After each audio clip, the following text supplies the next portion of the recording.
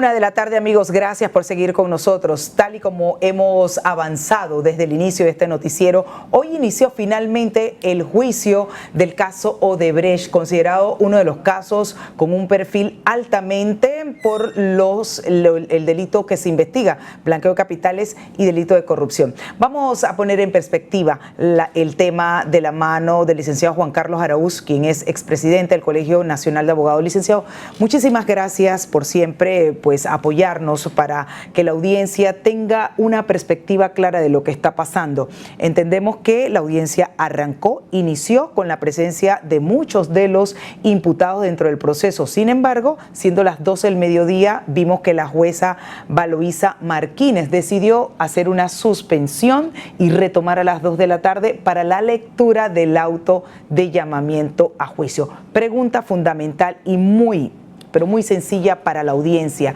¿Qué se espera? Hay muchas expectativas, finalmente, porque este juicio ya se ha pospuesto en 6 ocasiones, ha pasado por manos de 3, por así decirlo, administradores del país, o sea, 3 presidentes de la República, y todavía no vemos un desarrollo completo de esta audiencia como realmente estamos esperando. Bueno, gracias por la oportunidad. Yo lo primero que tendría que poner de relieve es lo siguiente.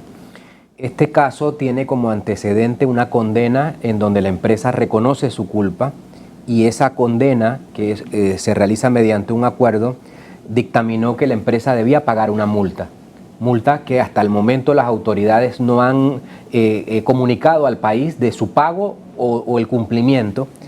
Eso sumado a que las reglas del proceso que rige este sistema es unas reglas que ya no existen en la legalidad, es decir, es el residuo de casos de un sistema que fue cambiado y transformado.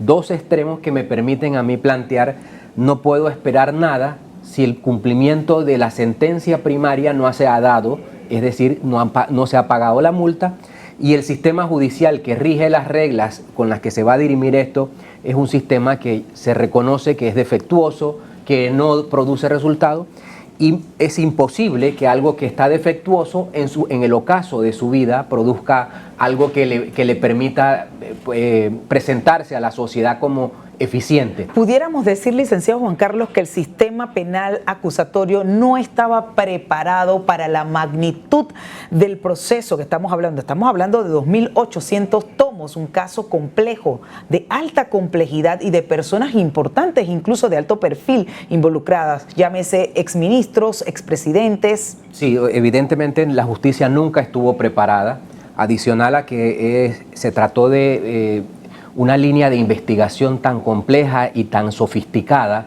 que el propio Ministerio Público en sus investigaciones no tenía como habitualidad profundizar estas investigaciones en blanqueo de capitales con conexiones transnacionales, lo cual agravó muchísimo la estrategia de investigación porque se dependía de información que debía regresar del extranjero.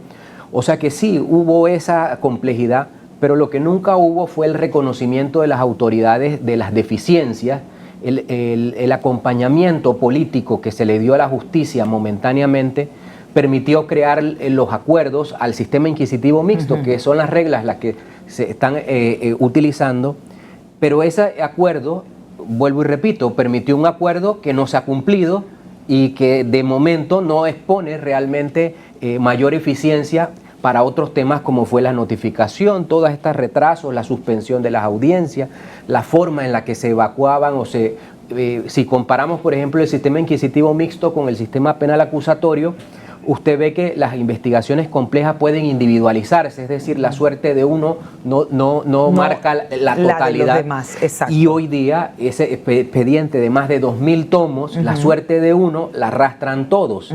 Es decir, si alguien interpone un incidente, un amparo, va a paralizar todo en un momento determinado, que agrega complejidades. Después de más de una década, el destino de prescripción del proceso siempre va a estar como pendiente, y es un debate que es real, que es Y eso es un elemento importante el que usted trae a la conversación, porque fíjese que era lo que pues estaba diciendo, que con todas las incidencias presentadas, lo que se perseguía probablemente era la prescripción del delito. No obstante, al expediente estar vivo, estar pues en movimiento constante, con presentaciones de recursos, ya dijo el procurador que eso no es viable, la prescripción del caso. ¿Qué opina usted? Que sí, que momentáneamente podría decirse que se mantiene una actividad. Sin embargo, estamos en la mitad de la historia judicial de ese expediente. Apenas se va a llegar al juicio y lo que queda pendiente de recurso de apelación, casación, etcétera, etcétera, me hace pensar a mí que si tomó 10 años llegar a la mitad, evidentemente en algún momento concretar la historia completa, el tiempo va a ser una espada que pende sobre la viabilidad de obtener un resultado final. Y no solamente eso, sino que hay complejidades en el torno a que no se trata de un solo hecho aplicable para todos los imputados. Claro. Cada hecho es un relato, una historia, una aventura. Una participación individualizada. Y eso hace que el expediente se entienda como un expediente con 500 historias y no el expediente de una historia. Así es. Y eso va a traer consigo análisis más complejos. Hoy día se ha tenido la suerte que la titular del cargo puede llevar el hilo conductor hasta el momento, pero eso va a cambiar cuando el expediente finalmente llega al Tribunal Superior. Y ese Tribunal Superior va a tener que hacerse del criterio de principio a fin y humanamente cómo se lee todo eso un individuo. Exacto. Con tiempo. Así es. Y si está cronometrado, la lectura de un folio de 8,5 por 11 toma 3 minutos. Y si son más de 1 millón y tantos de folios, usted agréguele tiempo humano para poder hacer un trabajo realmente de intermediación, es decir, efectivo, que el juez esté inserto en la decisión. Y es lo que a mí me conduce a ser como bien escéptico, es decir, yo creo que se desarrolle la audiencia y... No que se desarrollen que el final de la historia del expediente sea un final concluyente. Claro. Es decir, se están desarrollando las etapas, hay funcionarios que tienen que cumplir sus funciones, es decir, la juez tiene que seguir trabajando, ella cobra un salario público. Hay otros casos que atender. Hay un fiscal, es decir, los funcionarios tienen que seguir la rutina de trabajo. Pero la historia de principio a fin, en donde el expediente se convierta en un expediente en el que no quepa recurso alguno, es donde a mí la historia me permite a mí reflejar como escepticismo. Sí, tener esa visión. Ahora, el abogado defensor Ángel Álvarez, quien entiendo representa o es parte del equipo quien representa al expresidente Martinelli, habló de lo absurdo que eran que lo hayan convocado luego que se tenga que hacer una pausa y utilizar la reserva. Esto de la reserva, licenciado, para los que no son abogados, ¿en qué se traduce? Si es viable o no, porque se había dicho desde el inicio que la audiencia iba a ser pública para que precisamente por temas de transparencia todos los medios de comunicación y el país entero se enterara de todo lo que estaba ocurriendo o iba a ocurrir en el desarrollo de la misma. Creo que hay que darle la razón al licenciado Ángel Álvarez por lo siguiente: la reserva tiene sentido cuando hay una actividad investigativa en desarrollo. Concluida la actividad investigativa en desarrollo, el conocimiento de lo que se está ya ventilando es público. Por lo tanto, no tiene ninguna afectación porque lo que se vaya a acordar allí no va a tener incidencia en los actos de investigación, porque la vista fiscal ya está hecha y esa vista fiscal ya tiene sus conclusiones puntuales. Y por eso el tema de la publicidad de estos actos que han permitido la suspensión momentánea en el transcurso de la mañana me hace pensar que sí, que ya es un momento en el que todo tiene que ser de cara a la ciudadanía.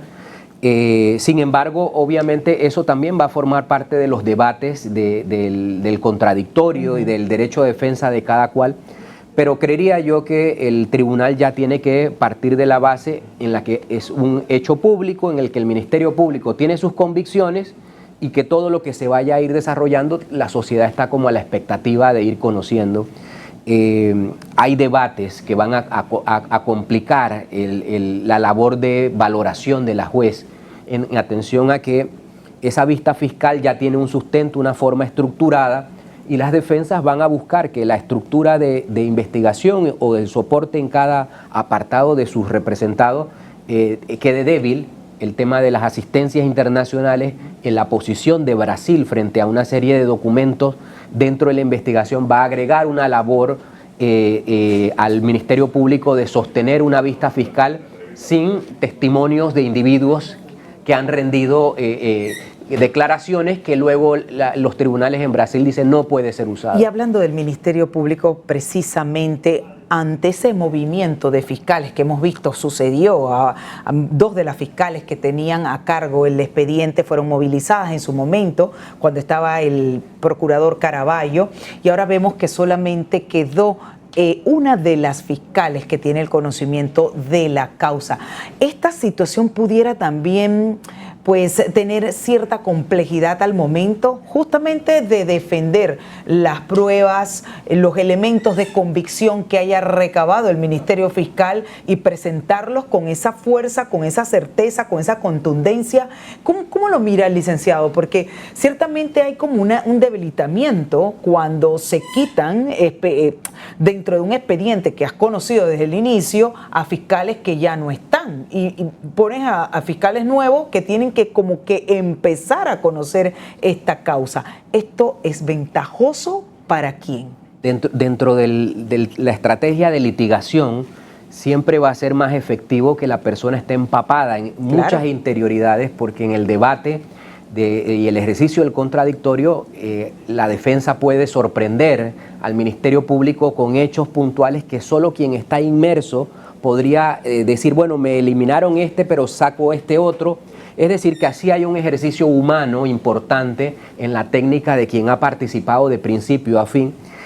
Al ser un expediente tan voluminoso, se hace natural que alguien se canse. Claro. Es decir, el desarrollo de esta audiencia va a exigir humanamente de la fiscal demasiado, y eso también puede implicar recesos, porque yo entendería que si la fiscal podría decir, bueno, necesito que suspendan unos días la audiencia en atención a que debo reposar, asentar el estudio de alguna de las piezas. Sin embargo, ahí también la defensa va a poder ejercer el derecho de decir, no, esto es continuo, que venga cualquiera del Ministerio Público y participe, pero ahí se va a notar, digamos, la conciencia. Como antes, es decir, en el sistema inquisitivo mixto, la vista fiscal es un documento redactado, también podría decirse que cualquiera que lo lee estaría en capacidad de hacer una defensa. Sin embargo, no es tan cierto como que el que domina la investigación total sí tiene una posibilidad de presentar en escena cuestiones como más aventajadas para la posición del Ministerio Público, pero bueno, ese ejercicio del contradictorio va a exponer la energía tanto de la defensa como del Ministerio Público, y obviamente humanamente va a exponer los cansancios. Claro. No será sorpresivo que las tomas presenten a alguien cabeceando, agotado, y humanamente va a ser... o pidiendo algún receso por razones, como bien lo señaló la juez, que tienen que tomar medicamentos, ir al baño porque tienen problema de próstata, qué sé yo, y ya lo hemos visto en otra audiencia, en otro momento. Lo vería más en atención a la propia fiscal, que es la única titular que está como empapada de principio a fin frente a todas las defensas, que van a ser rotativas. Es decir, el Ministerio Público va a tener como una exigencia humana adicional por cómo va a desarrollarse. Claro. 2 de la tarde se retoma la audiencia para los efectos de la lectura del auto de llamamiento a juicio. Este es un tema que hay que decirlo claramente, no va a ser de ya para allá. Así como son 2.800 tomos, puede tardar semanas, licenciado. En efecto, o sea, es una lectura que tiene que ser detallada, minuciosa, la coma, la entonación, es decir, todo es la forma en la que el lector va a utilizar ese desarrollo va a definir la cantidad de días, semanas, y ese hecho puntualmente de la lectura de la vista fiscal, por ejemplo, como requisito procesal del sistema inquisitivo mixto, expone que el sistema nunca estuvo preparado para historias de 2.800 tomos. Esta es como la historia de las 1001 noches. Es decir, nunca acabará, y ahí son relatos tal cual como la historia de las 1001 noches. Pero yo lo que quiero exponer con mis intervenciones sobre el caso es eso, defectos de la justicia que nunca fueron atendidos, que nunca fueron como calificados de importantes, claro, en donde modificaciones puntuales de decidir todos, omitir la lectura de la vista fiscal. A eso iba, licenciado. ¿Qué debería pasar? Porque esto nos debe servir a todos como una autorreflexión y ver a futuro qué cambios hacer, porque digo, este es un caso que pone a prueba el sistema y sin duda habrá que hacer modificaciones, cambios trascendentales en el propio sistema penal acusatorio, que lo hemos conversado en otras ocasiones, un sistema que parece más inquisitivo realmente que acusatorio, por todas las actuaciones incluso que hemos visto se han dado que no se veían en un inquisitivo, como por ejemplo si la persona fue citada oportunamente, no le das oportunidad a que se presente, sino que lo vas y lo buscas y te lo llevas esposado. Entre otras cosas que hemos estado viendo de manera frecuente y recurrente. ¿Qué cambios, qué transformación urgente en esta mirada de este proceso que se está llevando a cabo, que estamos viendo, tiene sus falencias, deberían corregirse? Bueno, yo traería a colación primero un tema cultural, es decir, aquí hay expresidentes de la República, exministros señalados y vinculados, que refleja una sola cosa: el poder político abandonó a la justicia y solo se interesó cuando la justicia operaba en sentido defectuoso, y ese sentido defectuoso que hoy día se reclama como derecho de defensa debió formar parte de la cultura de transformación, de eficiencia que desde la cabeza del Ejecutivo siempre debió proponerse. Entonces yo sí he sido categórico en plantear lo siguiente: el poder político tiene que tener un catálogo de transformaciones en políticas públicas de justicia que deben atender rapidez, eficiencia y sobre todo ser respetuosos todos, políticos o no políticos, del estado de inocencia de las personas, porque de la misma forma en la que el círculo cambió, en que un presidente de la República le podría incomodar los recursos o la forma en la que el sistema judicial se debate y que luego los reclame como propios o como derechos inherentes a su persona, me hace entender que lo político nunca ha visto a la justicia como un valor de la democracia, como un valor importante de sociedad, y eso permea a que la misma sociedad en un momento determinado esté en extremos, como si fuese un carnaval, y unos levantan la mano y los otros se la bajan, pretendiendo que cada quien, dependiendo de los afectos sociales, se convierta en inocente y culpable, y ese patio limoso en el que se convirtió la justicia es la principal tarea cultural de nuestra justicia, es decir, impedir que los vitores de tambores o los reclamos de justicia al son de pitos y pailas sean lo que motiven una decisión. Hoy día estamos frente a la necesidad de una justicia técnica, una justicia profesional, una justicia que permita el ejercicio del derecho a defensa sin que alguien se sienta afectado, y sobre todo que todos seamos prudentes, que nadie es culpable hasta que la sentencia quede debidamente en firme. Ejecutoriada.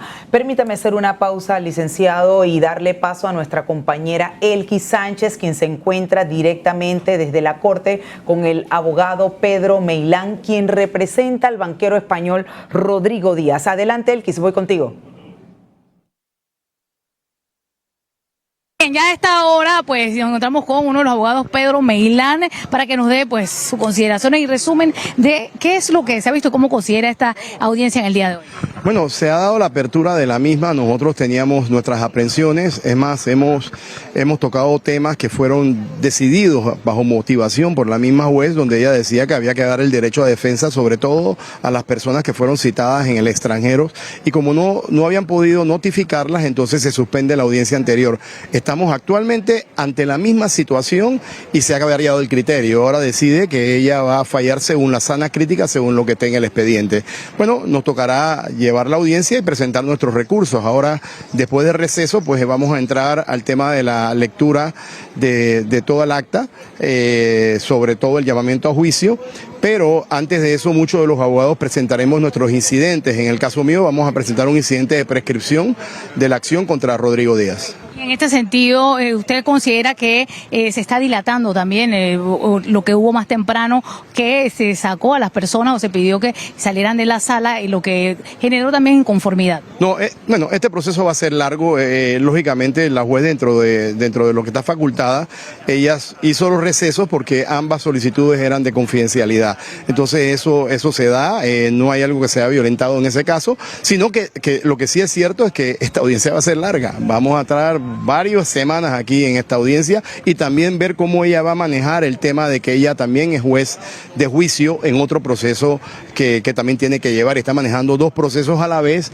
A nuestro criterio muy personal eso es muy complicado porque ella debe tener, tú sabes, debe tener todo su razonamiento y concentración en uno de los procesos, o va a estar actuando en dos.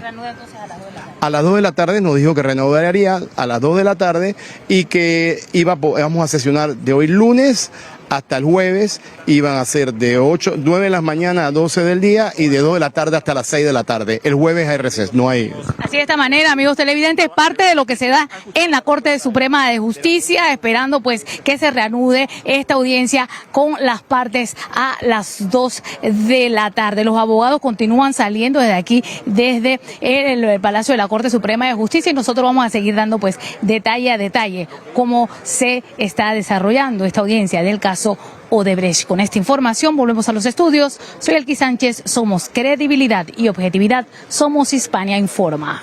Gracias, Elquis. Bien, vamos a retomar la conversación con el licenciado Juan Carlos Araúz, expresidente del Colegio Nacional de Abogados. Parte de lo que hemos estado conversando, el licenciado Pedro Meilán señala precisamente que para su defendido, que es el banquero español, pues Rodrigo Díaz, está pretendiendo presentar una prescripción de la acción. Probablemente la situación del señor sea no igual a los demás involucrados en el proceso, como bien usted lo señaló. Y por otro lado, señaló también lo que nosotros hemos venido conversando, que esto va para largo, licenciado. Y que exige el factor humano, porque hablamos hace un momento del rol de la fiscal, pero la juez es la que va a estar en su totalidad y tendrá que escucharlo todo y comprenderlo todo.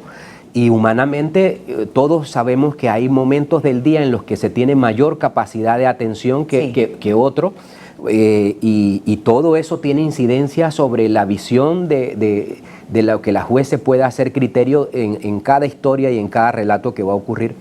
Pero no cabe duda que es un desafío, o sea, es el expediente con mayor complejidad que el sistema judicial ha lidiado. Han existido otros, pero no llegaron a este nivel de complejidad. Hay una expectativa internacional, hay una expectativa local.